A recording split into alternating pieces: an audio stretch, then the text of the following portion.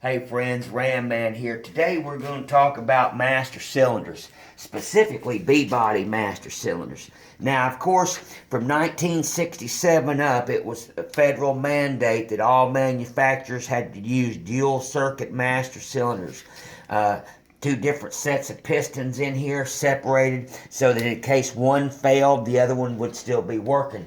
Prior to 1967, all cars used this single system, often referred to as a jar top master cylinder. When this thing fails, all your brakes fail. When one of these fails, you either have the fronts or you have the backs. Classic drum brake master cylinder used on the B-bodies right here. This unit right here was made by Bendix.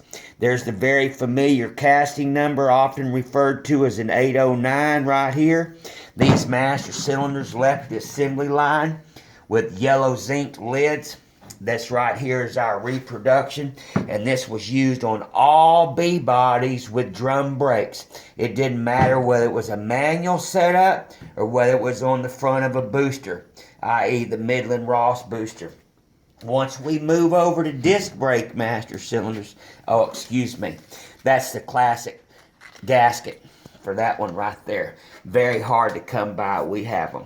Once we move on to the B-body disc brake master cylinders, 1967 through 1970 once again, we have two castings which are almost identical. You see these right here, the ports exit the engine side. These right here were used on all the B-bodies that, other than the Hemi engine. Nobody knows why, but this one right here was the standard master cylinder, often referred to as a 6821, 222 6821. This casting you can see done by Bendix. This is a redone original right here. Once again, these ports face the engine. Made it a little cramped. Nobody knows why. Then we move over to the classic Hemi master cylinder, which is identical casting.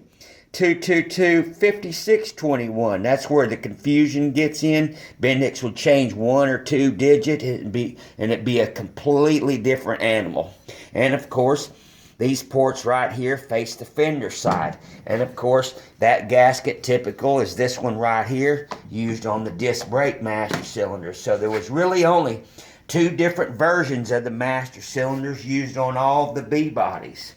And of course, the lids right here, that's the original inscription. Used only J1703, was used from about 1969 and 70.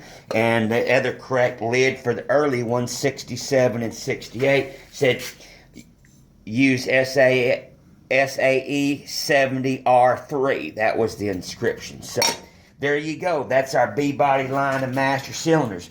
Right here, what we have, friends, is we have our reproduction. Very, very nice reproduction. Perfect in every way. Even has the casting number on the bottom. As you can see, it is nearly identical. Even has the front and rear markings on the ports. Then we move over to our other reproduction master cylinder. This one right here duplicates the 6821. As you can see right here, ports on the right, facing the engine.